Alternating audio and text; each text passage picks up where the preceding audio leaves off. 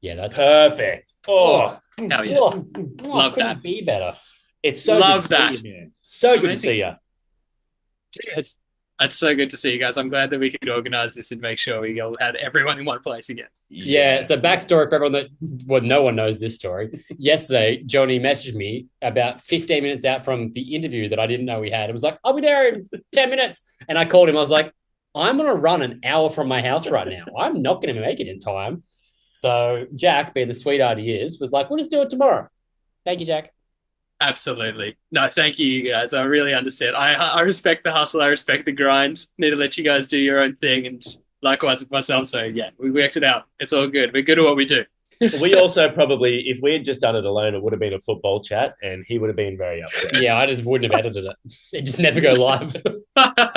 Sorry, It would have been chaos. we already got all that out of the way. I was even going to wear my Arsenal shirt today, but I decided, no, you Are know you? what?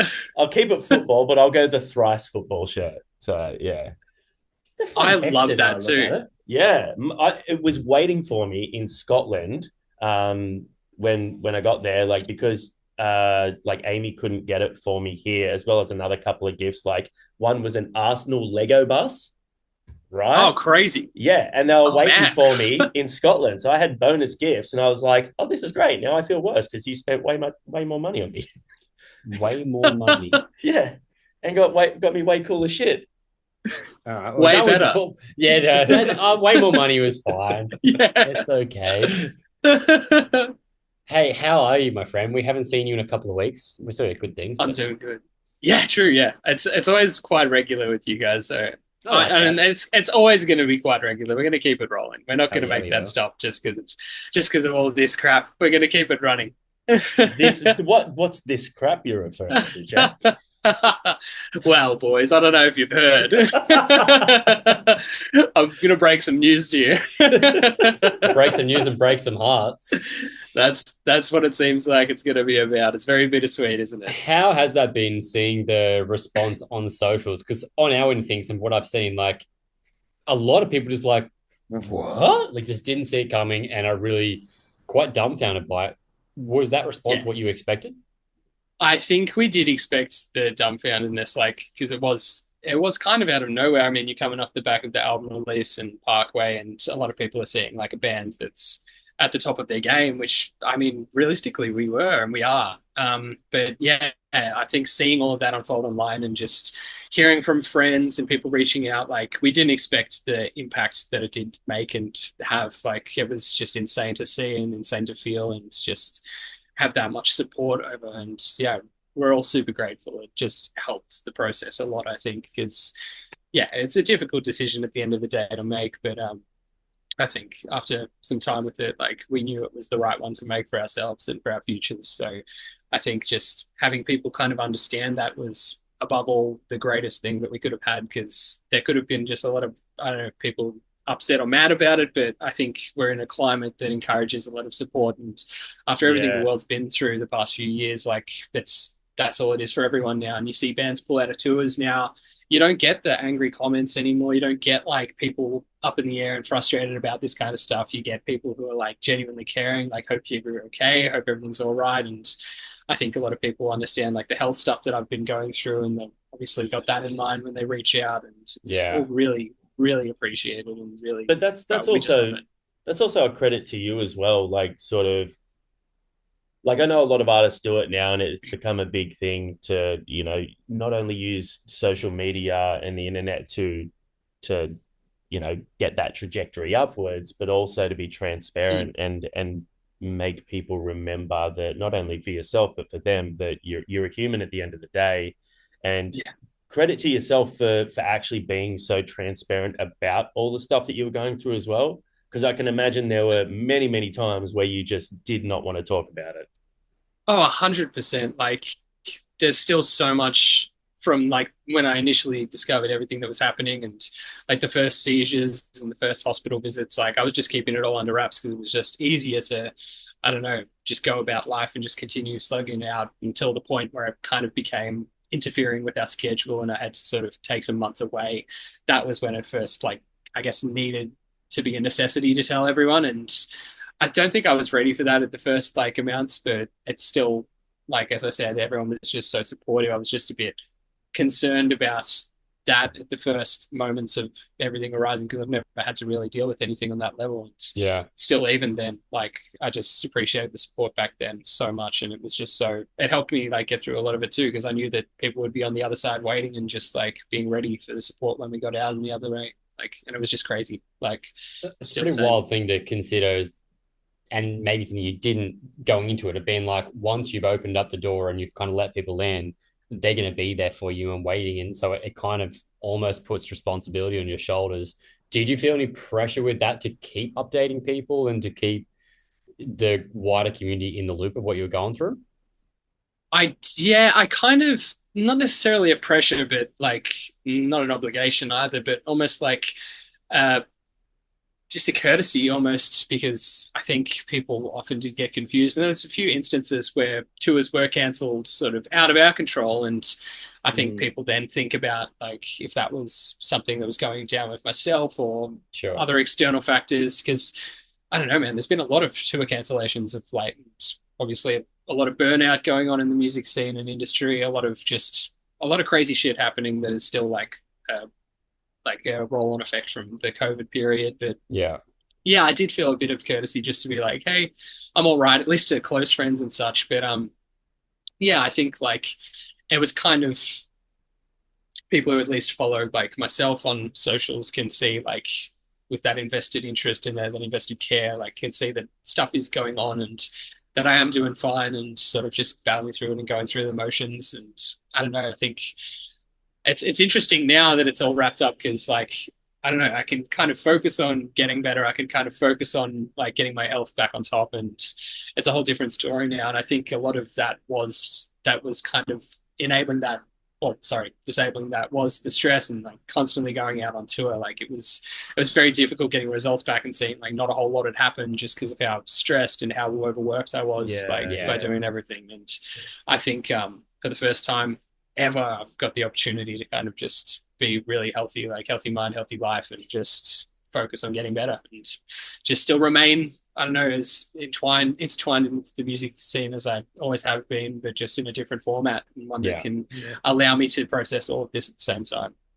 Did you find that, like, obviously, like you mentioned your social media. So anyone that's Yeah, followed you on your socials has always seen you as like a bit of a character, like yeah, you've got your thing, you had your vibe, you had your style, which was always ever evolving, but it was very much like it was an artist that was evolving, which served, what you were doing and what Void was doing well. Once you for started to sure. sort of open up about your more personal stuff, about the health stuff and all that, did that become easier after that to sort of give information to people that, as much as you felt comfortable, and did that like become kind of self-serving as well, and Oh make you yeah, feel more confident about doing that and where you were? for sure, man. Like if you're thinking about how conceptual like Chronicles series and everything was in comparison to how raw and honest What I Leave Behind was, like it's Mm. the contrast is insane. And I think by having these things pop up in my life where I had to face like bigger questions and bigger life issues, I then was feeling more comfortable to like kind of do that within my art and not hide it behind like imagery and stylistic choices and just kind of shrouded in a bit of mystery. It was just all raw and in your face in the most recent album. And I tried to make the habit of not like hiding anything behind a glass wall or anything and just breaking that down and just making a bit of an impact on the way. And I think one of the results of that impact was like I dare say like the band making the decision that it did. I think if I hadn't began letting these kind of conversations happen in my life and allowing myself to open up to people and just like ask, hey, like in a few years, like when I'm however old, like I'm not too sure where this band is going to be and what it's going to look like. I'm not sure where my life's going to be and what it's going to look like. And Mm. I think I need some time to figure that out. And when you get that support back, then you realize that it is okay to like just absolutely put out anything that you need to put out and just be open and honest about your life because we've got too little of a life to live like to not do that. And I think everyone is kind of due that respect and due that honor of just being open all the time. And yeah, it's opened up like new avenues for myself in life and just yeah, it's created just a really positive effect on everything that I do. So I don't know, as much as a confronting concept it is to do so all the time, it is also just so needed and necessary in life to just move on and just open to the next chapter. You touched before about like the post-COVID world and the burnout that's experienced. Have Mm. you had many people like in the artist space talk to you about it since it been like, fuck, man, like, yeah, we've gone too hard, too fast, too soon, out of It's fear of like, we won't get it, we've got to take it while it's there, and then we've gone too hard and we're now losing it of our own accord. for sure, man. Like, and we've seen it with friends too, like maybe all at different stages, because I feel like everyone has a different capacity at when they threw themselves back into the pool, like after that, because some people were ready to go straight off the bat with like a whole like series, like we had all those EPs just locked and loaded, ready to just roll out. Yeah. Whereas bands might have just started on the other side of that, and then a year later they hit the touring circuit and go for like a year. Like I know the Thornhill guys got really stressed at the time before the touring like commitments coming through, and yeah, it just hits everyone in a different capacity. And I think depending on how you have planned it out, it does get really rough. And like we've been touring with Make Them Suffer around the world for the past year or and a bit now. We've done like every continent possible with them, and I think just in the same boat, like they're doing back to back to back tours. Like we were doing the same thing, I think in 2023, just in a different different format. Like it was like our record album, go to Europe, go to America, come back to Australia for a tour, and it was a crazy time because I think that was the first time a lot of bands in this country have had that in a long time, and that was very Yeah. confronting to kind of just be all back at it. And yeah, it was a bit of a struggle, and you really do have to. I don't know. You really, it's a tester. It really does test your Yeah. strength limits. And I think if it weren't for the health stuff, like it would have been okay. But I don't know. There's a lot of stuff that goes into consideration when you're out on the road for like 4 months in a row. I think financially viable, just like performance is like a big one as well. Like we are quite a fresh band overseas still, like in a lot of places. So I don't know the you're kind of still getting out there and putting out the feelers and everything. You're not necessarily making all that money back all at once, but Hmm. yeah, there was like lots of things to be stressed about in that period, and it was getting to a point where it was getting bothersome. Like it was starting to impact how we felt about touring and how we felt about doing this full time, and it was very hard to be able to justify doing it full time with such like low income coming back, and For sure. that's just a harsh reality for bands that are breaking out of the country for the first time and doing it at such a length. But I yeah, also that's think there's just still yeah, like there's still a huge misconception amongst the general population about how much bands actually earn and how hard it actually is to turn what you do into money in your pocket. Like there can yeah, be revenue and money coming back into the band. Like we even see it with the channel, but like to have that cash that goes back into your pocket is it's not an easy point to get to. And when you could be like, obviously, like you get to live the dream, that's great. Like for anyone who's a absolutely, fan of music or a musician, that's it's fucking incredible. But I mean, and everyone says it's like, oh, it'd be so much better than a 9 to 5. But at the yeah, same time, at least a 9 to 5, you know where you are, you know when you finish, you get your money every week. That's it. And exactly. And you it's also get paid to be there. You're not paying to be there. yeah, yeah, That's it. Yeah, you're not putting down all this money down front first in order to see a return. And hoping for a I think, return. Yeah, yeah, and I think that like there's a weird stigma attached with like artists talking about that. I don't know that money side of things and how it does come back in because it might be conceived as a not a successful act, and it's I don't know. There's no point in me just like dancing around it now because it's all wrapped up. But that's kind of what it felt like at the time. We weren't like being transparent because it might be seen as a shameful thing to not be like so yeah, successful in that fact. But it's really important in this day and age. Like we all know it, costs are just going up, and everything is kind of just I don't know, it's remaining the same, and it's becoming harder and harder to break overseas. Like visa prices are going up now to the States. Like now you only have like a certain if you're just applying now, you've got one less year on your visa, like on the big visa to only do like a 2 year run or something.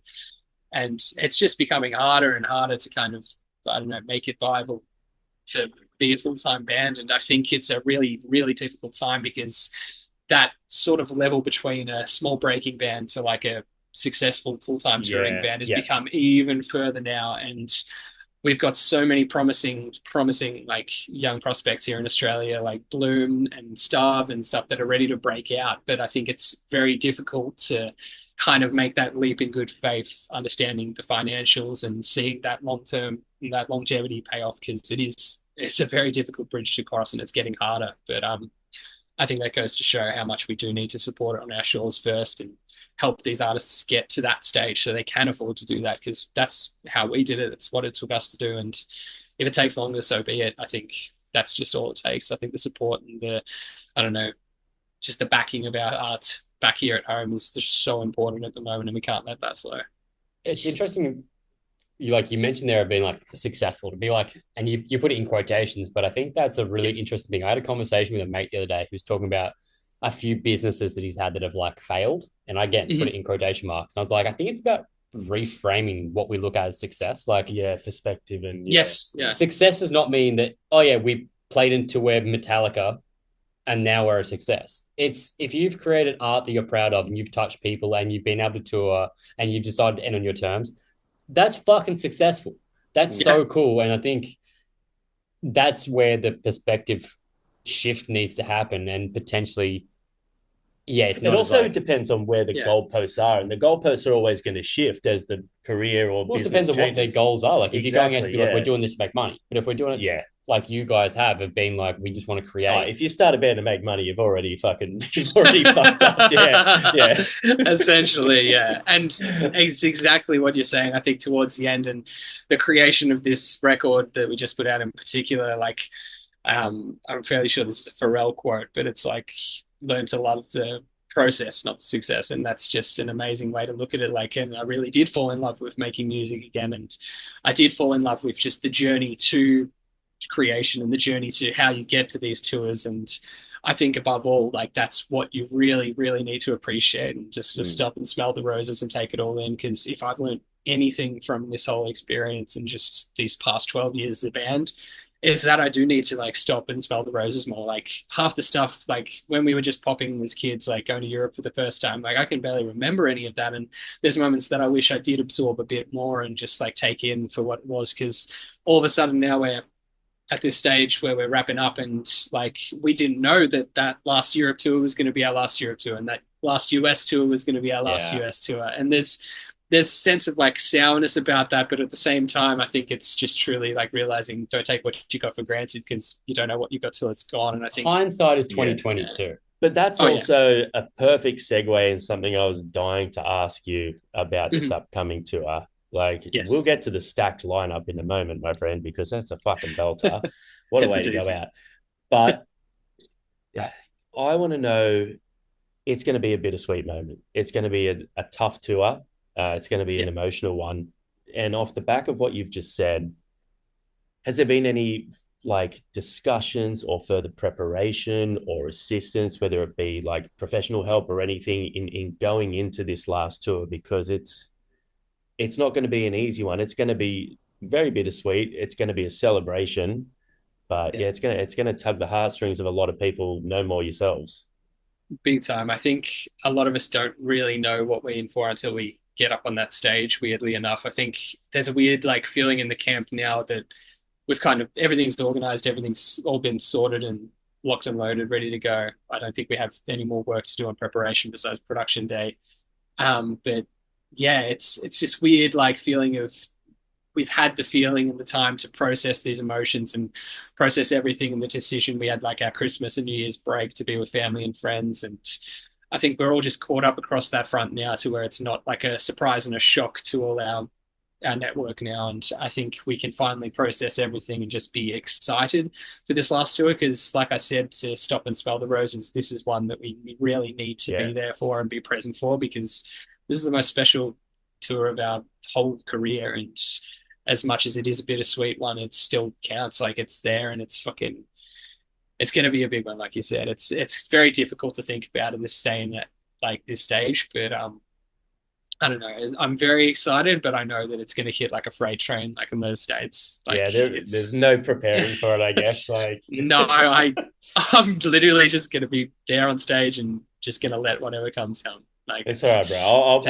bring some tissues along. It's okay. He said if you're not crying, he's just going to chop a bit of onion on the edge of the stage the whole way. They need emotion, Jack. Barrier. Come on, man. Oh, mate. Yeah, just honestly, less of you.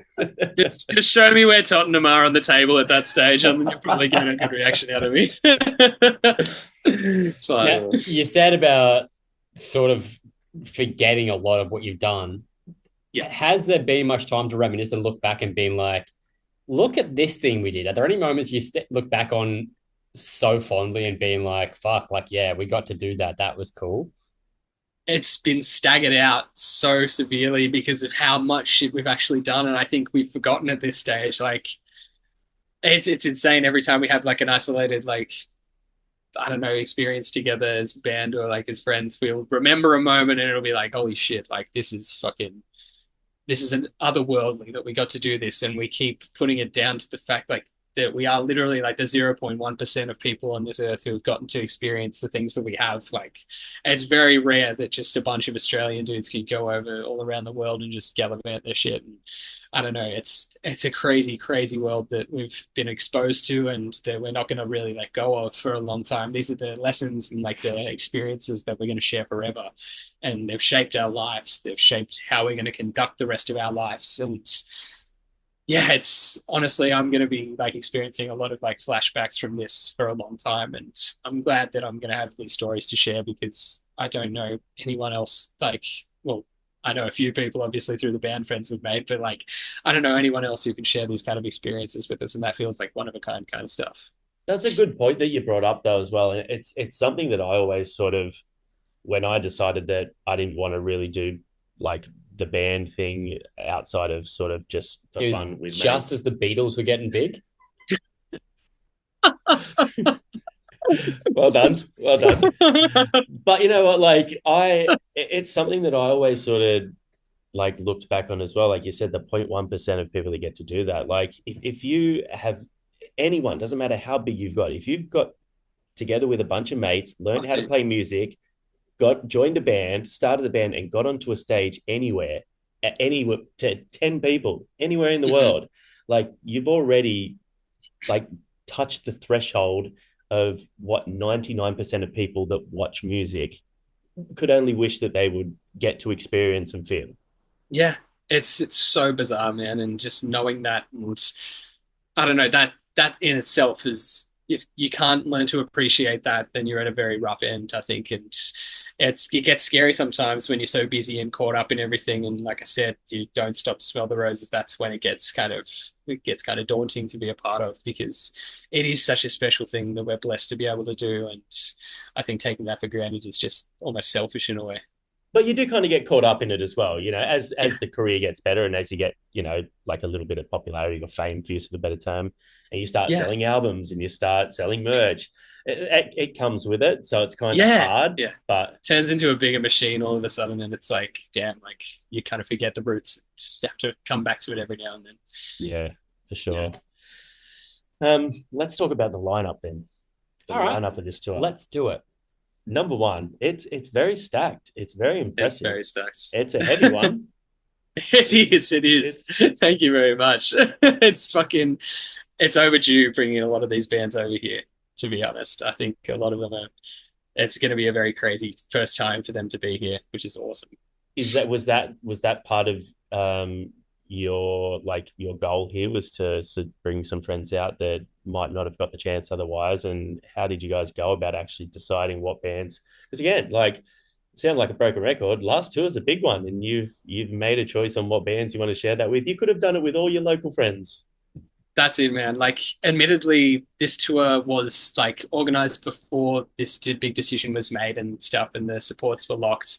But like, regardless of that, and if not more now, the point stands that these are all bands that either have never been to our shores before and need that exposure to like really plant their career and get their flowers here, or a band that is, I think, severely underrated in this country, being Gideon. They've been here before. We played with them in like 2014, like this tiny little venue in Melbourne, like on their own headline tour. And I don't know, like we looked up to that band at that stage. We were obsessed with their breakdowns, and that was what was kind of fueling a lot of flame for the Vov. And that's insane to me that like we've now like seen them all around the world and like how fucking awesome they are. And man, I just need like Australia to recognize like how much ass they fucking kick, because it is just begging for it down here. I think heavy music is such a just a proud stage at the moment in our country, and they need a band like Gideon. Like it just falls into that like Kublai realm of just absolute like full huge like ignorant breakdowns. Yeah, that's what I mean, man. And I don't know, I can see the crowd lapping it up, and same goes for the other two as well. It's just two wildly fucking different versions of heavy music that I don't know need to be shared with you. Unity TX I think is so fucking underrated, like everywhere. Like I just have no idea how they're not bigger than they are, just because Eddie's just so fucking sick. And Jay, do you think it's the timing? Like you just said there about the like Kublai type thing. It's now having a moment again, but that beatdown style, hardcore, metalcore, whatever you want to call it, it dropped off like the public facing. Metalcore was the thing for so long, and I think there's this big resurgence of that. You guys are fucking crushing by bringing that in, because it's probably right on the cusp. Like as you said, Kublai's doing really big things in that space. Yeah, it's going to open the doors for people who be like ready for those other bands that have already been doing 100%. It for a long time to get the recognition they deserve. 100%, man. And that's it. I feel like it's just time. Like we are fucking the way we are just like adopting international acts and bringing them into the full-time touring circuit in Australia right now is crazy. Like you see it with bands like Guilt Trip and bands like Malevolence who are just coming over here and just, I don't know, they're just smashing it on their support tours, and they're going to be over here just doing their full headline runs like shortly. And it's just nuts to see like that it's a doable thing. Yeah. And I just love that we can help in some way. Like that's, if we could go out in any way, it would be helping put up the next generation, or not next generation, but the next wave to come through Australia. It's a really cool way of looking at it as well. It's again what I leave behind. Some new bands for you to check out, fuckers. Some old bands for you to check out for the first time. Yeah. Well, and that's it. Gnosis haven't been here before. This is the first time for them. So that's what I mean. Like Rio is a fucking legend of the game, and I don't know, like he's obviously been here and crushed with Crystal Lake, but now he's obviously in his next phase of creativity and arts, and he's just ready to tear it up again. And I think being able to help him do that, the guys are fucking legends. We did Europe with them a few years back, and it's just so cool to see. Like Japanese metal is just, as always, just impeccable. And this is Johnny's first time seeing them or seeing him. Oh, crazy. Yeah, I missed Crystal Lake last time, so I was very devastated because, like you said, he's an absolute monster. Rio's a monster. He's the GOAT, man. It's fucking crazy. Like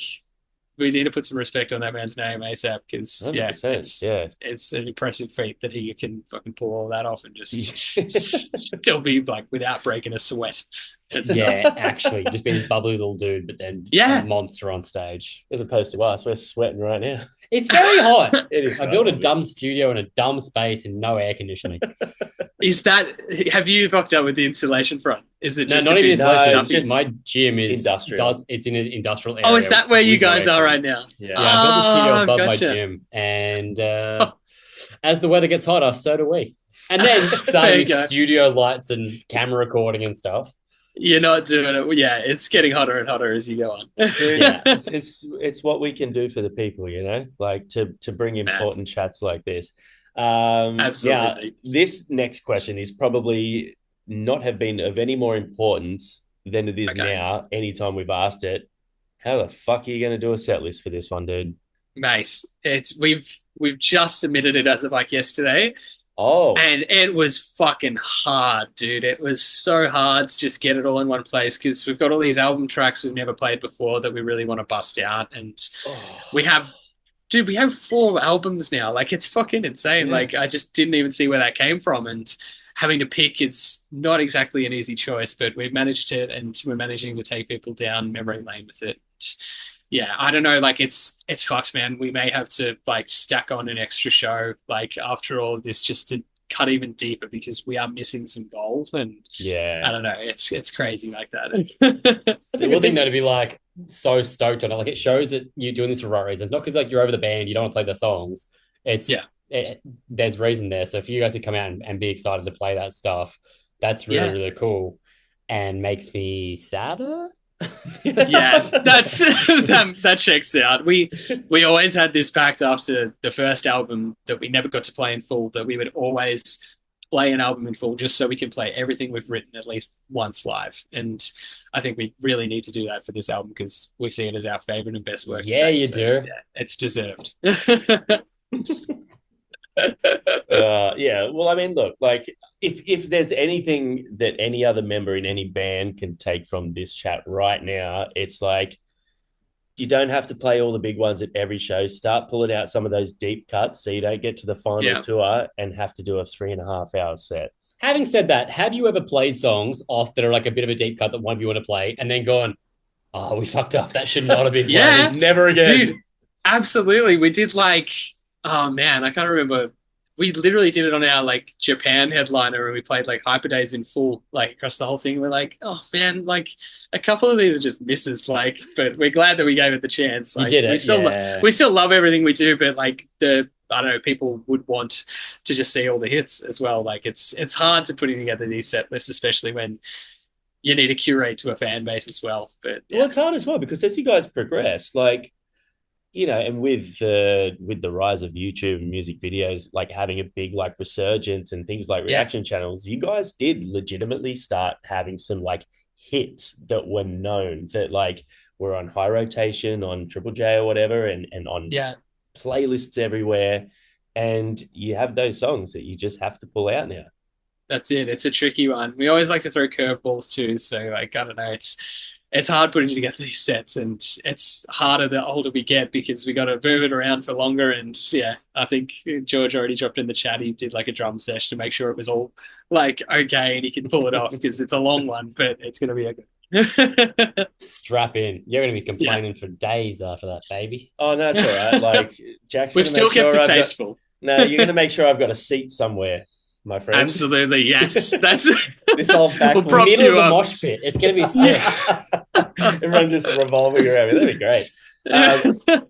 Now, in saying that, has there been any preparation or discussion on making sure that the fitness of everyone is up for the challenge of a longer set? Is it something you take into consideration?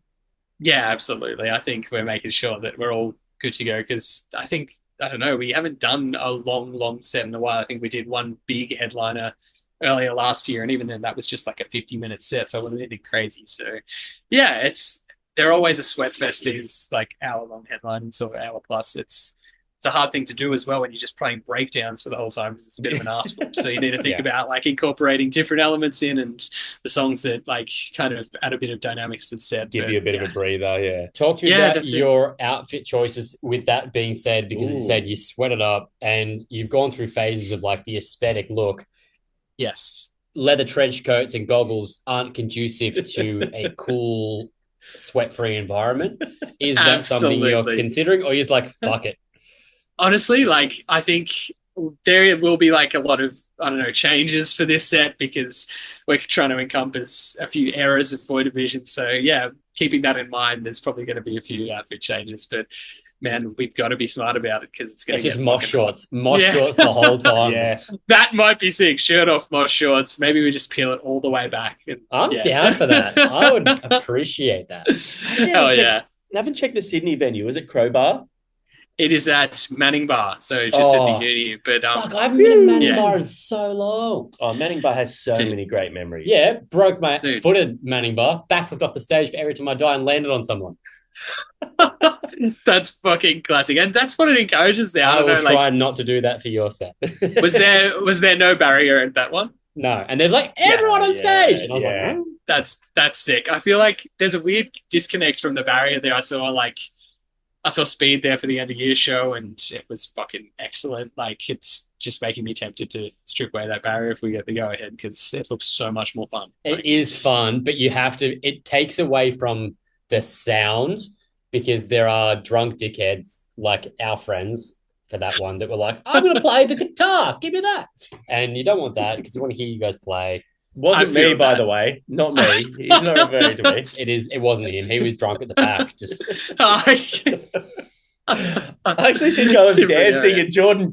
I actually remember one time I don't know what, I think it was the Manning Bar show. I was dancing with the drink in my hand, and Jordan Buckley comes over and like kicks the drink out of my hand and it flies up in the air. And he's just like, and I'm like, I love you. You owe me $8.50. That sounds like an ET show for sure. Yeah, that's it's complete. Oh man, that makes me excited. I didn't realize that was the venue. That's I'm so hyped, man. It's a very cool fucking venue, and I think I don't see it get used as much as it used to for sure. Like I used to see that when I was reading Blood magazine and seeing all the tours in there. That was the go-to. Like just early 2000 and 2010s. That was kind of the place.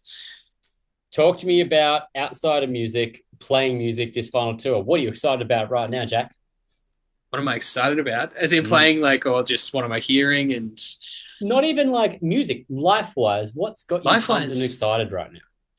I started a new job today, which is fucking crazy. Yeah, it's fucking wild. Yeah, I'm still sticking around. Like, I'm a bad smell. You can't get rid of me. I'm going to be involved with the music industry for as long as I can because I've fallen in love with it. I've fallen in love with it, man. I can't leave it. Like, it's just such a fucking...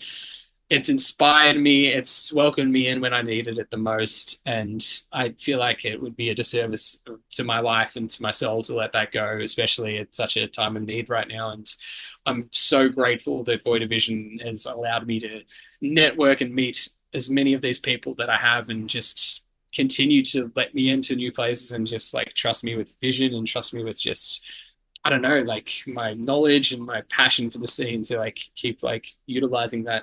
I'm just so privileged to be able to still do that. And it's been really cool. And I think it's going to be the same for all of the guys, to be honest. Like we've all just fallen in love. Like James still is just as involved with crew work and production as ever. And the other guys, we're all going to be sticking around, going to shows as long as we can. So it's going to be just, it's just. Are any of the other guys sort of like, do you think that like has there been any chat about like them sort of after the last tour just having a bit of time and then wanting to get straight back into a band thing again, or has everyone decided that you know what, maybe a little bit of time away from it and doing something else might serve me better?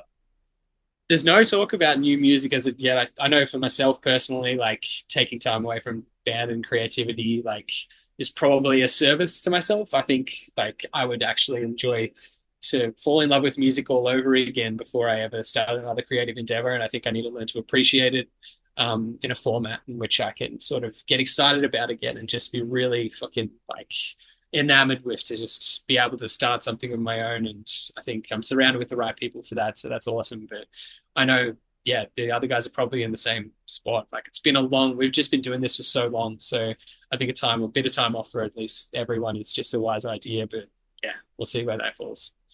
That's exciting though to like come into it from like a new perspective as well, like to not be having to create, because as much as you do it because you are a creative person, you love doing it, it's nice to not have the pressure to be like, what's next, what do I have to make next?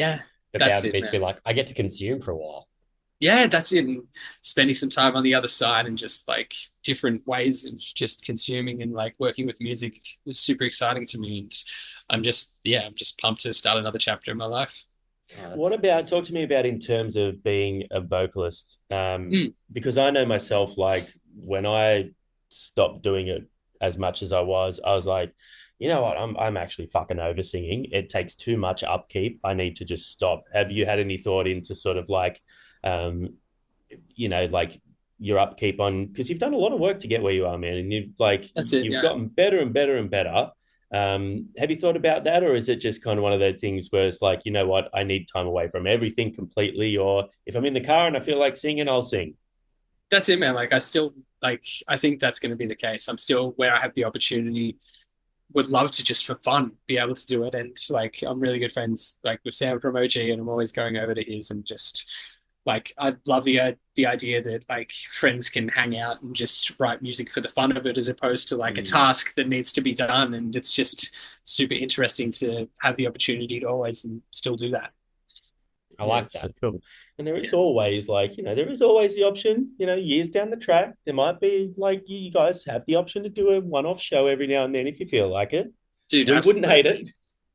Johnny will allow it. Isn't that nice of it? That's the thing. I think we all thought like we never wanted to do the John Farnham thing, and we wanted to make sure this was kind of as clean cut as possible. But like you said, the right thing pops up and it feels perfect, then there's no reason why we shouldn't. But yeah, I don't think it's ever going to be one of those like, I don't know. It's been weird seeing Australian bands like kind of disband and come back, and it doesn't quite hit necessarily. And I think that's a big fear that a lot would have when you're starting something back up, because obviously taking where you left off, it's a hard thing to do. And I don't know. I think that's something I'm very wary of. Yeah, and I think the other thing as well is like when you're a band that have built up such a following, and you're at that stage where you have such adoration, you also need to be careful that you don't fall back in love with it for the wrong reason. You know, like if you were to do a one-off show in 2 years' time, they go, oh, you know what? This is great. We missed this. Let's go straight back in head first again, and just realize, yes. Oh, wrong decision. We fucked up. Yeah, that's what I mean. And yeah, I can see a lot. I don't know. It's strange ending it on your own terms, because that is a possibility as well. Like, it's not like a negative thing that's just plucked you out from the band's existence. Like, you weren't expecting it. Like, I think it opens up a whole new possibility of just what the future holds when you've got complete control over doing something like this. For sure. It's exciting though. I'm pumped for you. As we've said here and when we hung out in person, I know it's a sad, and it's from our side of things as like fans of you as a human, but also as musicians. It's something that we'll miss. You're probably one of our. We've had you on like as one of our most returned guests, I think. It's good. Sorry about that. Yeah. It just worked out that way. What can we say? Well, it's great for us as well, because when it becomes like when we still get to talk to you outside of what we do so often, but it becomes just as entertaining and fulfilling to have these chats as, you know, for a purpose. It's just a credit to how, you know, you as a person and how good Void have done and the legacy that you are leaving behind. And I'll always think that you guys could have kept going and were probably a little bit underrated at times as well. Oh, absolutely. Yeah. But I mean, man, like what an album to go out on. I said this to you when I saw you Good Things. What a fucking album to finish on, man. It was thank you, man. Like, absolute banger. I think that's something we could be most proud of, just ending it on top. Like, the best album we've ever done, biggest tour we've ever done, just the proudest we've ever been to be in a band. Like, it's just the most handsome you've ever been. It's all thank you. Tick. I mean, we're just ticking the boxes. It's crazy, isn't it? Yeah. Well, we love you.